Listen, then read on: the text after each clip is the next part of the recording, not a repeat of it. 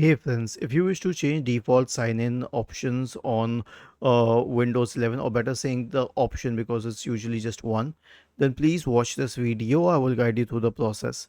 Right click on the start button and select settings from the menu. Go to the accounts tab on the list on the left hand side. In the right pane, scroll down and select sign in. Okay, now we have options like facial recognition, print recognition, pin, security key, and obviously you can use the password by turning off the switch. So I selected pin. Okay, and if you wish to change it, click on manage and you can select it as the default option. But here's the thing, you will still have to use a pin, I mean set a pin, no matter what your default option is.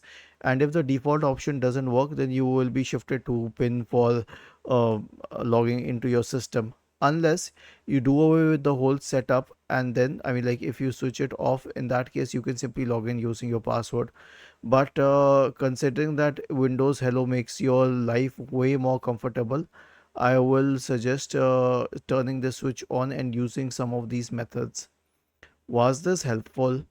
If yes, then please subscribe to the channel. If not, then let us know in the comment section of the video on how we could help you further. Thank you for watching this video and have a nice day.